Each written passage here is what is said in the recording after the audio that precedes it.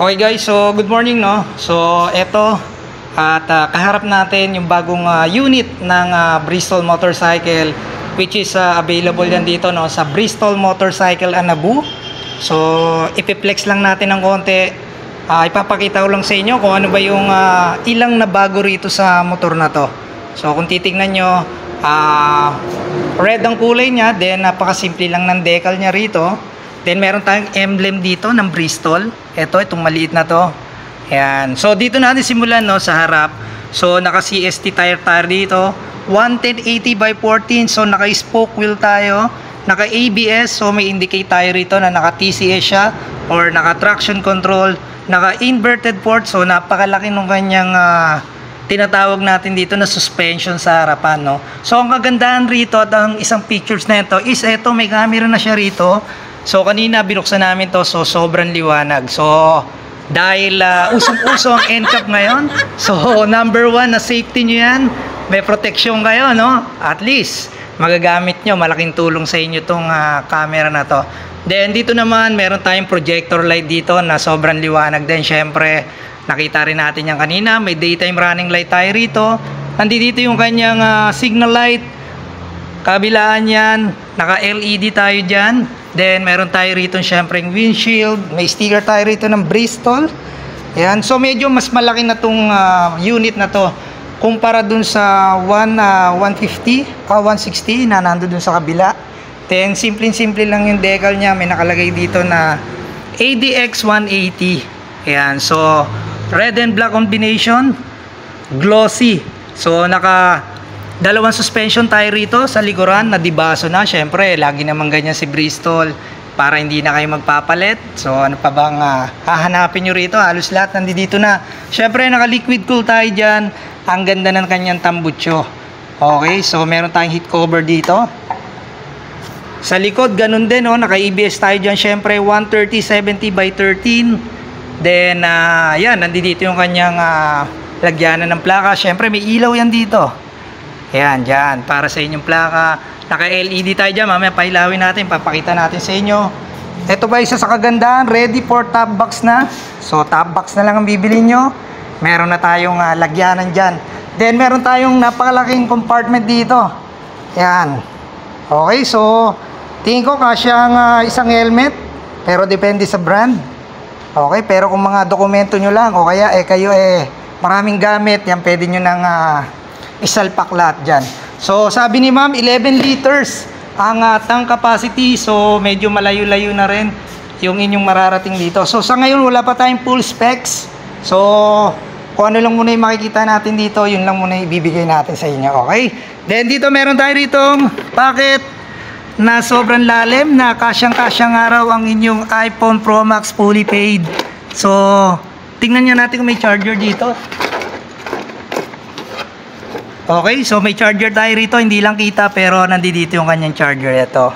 Alright, so nandito yung kanyang susi, yung kanyang remote. Dalawa yan guys.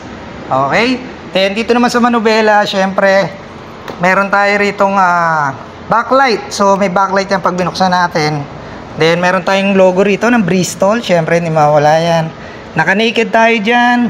May idling stop tayo rito, nandito yung switch ng TCS. Sa ilaw natin, syempre may on and off tayo dyan. Busina, nandiyan dyan. So kompleto, halos lahat, nandito na lahat. Then try natin buksan yung kanyang, syempre yung panel. Okay, so ito yung panel natin, naka TFT tayo rito. So hindi natin alam pa kung ilang inches to, pero mas malaki pa to sa cellphone. Medyo hindi naman ganong kalaki sa tablet, pero malaki talaga siya. Ayan, kung makikita nyo guys. So meron niyang pagpipilian kayo dyan kung anong klaseng panel ba yung inyong gusto no. Ayan, so nandiyan dyan na lahat ng detalye ng inyong motor. Meron tayo dyan trip, meron tayong kilometers, nandiyan dyan may orasan, may petsa. So lahat nandiyan dyan, naka bluetooth, may ABS, nagre-record yung kanyang camera, nandiyan dyan. Okay, then dito makikita nyo dahil naka-keyless, meron tayo dyang backlight. Yan, makikita nyo naka-backlight tayo dyan. Okay, then ito yung backlight na sinasabi ko sa inyo. Yan. Okay, So, yan guys, yan lang muna yung mabilisang ikot natin, no? So, ito yung kanyang ilaw. Yan, kung makikita nyo, naka-projector tayo dyan. Harap likod yan, naka-projector tayo. Ayan, o. Ayan. Okay, so yung CVT, bago natin makalimutan, may nakalagay na Bristol yan dyan. 180cc. So, sigurado meron tong side stand na kill switch. Siyempre, lahat naman ng bagong labas na motor ni Bristol, lahat may ganon. For safety purposes. Okay? So, yung specs, ibibigay ko na lang sa inyo. I-highlights natin yan pagka meron na tayong hawak na specification. Okay ma'am, magkano nga po ulit? SRP sir, 178,800. Yan, po SRP.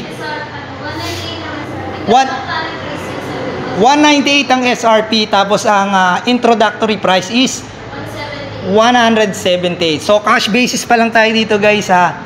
Kaya meron ditong dalawang unit. So may puti pa rito. Yan, kung naghahanap kayo ng bagong labas o bagong looks na kapansin-pansin no, sa kalye at napakalakas na makina, ADX 180 mula sa Bristol. Yan, so thank you very much kila boss, no? Tsaka kila ma'am. Yan. So, nakapag-vlog ulit tayo rito sa kanilang branch. Okay, so hindi lang yan ang available guys ha. Marami tayo rito available. Yan. Pasyal lang kayo rito. Hanggang dun. Ang daming ADX. Ayan. Tapos dito may big bike tayo rito. Available na nga pala ulit. Etong 450 inline 4. So, nag-restock na. Yan. Meron pa tayo rito mga 400cc. Meron tayo ritong SRB 200 at itong SR. Itong big bike na to, itong adventure bike. So, ito, available pa rin to, itong Maxi na to. Yan, available yan guys. Dito sa Maxi na to, masabi ko sa inyo, makakuha kayo ng magandang discount. Pwede nyo puntahan yan dito. Okay? So, available yan ha, ang ganda nyan. Diba? Pwede sa Maselan yan, puntahan nyo lang dito. Okay? May discount to, sabi niyo bibigyan kayo ng magandang discount. Brand new yan guys ha. Hindi repo yan. Walang repo rito. Lahat brand new. Okay, so yun guys. Ride safe sa inyo lahat and God bless you all. Peace out.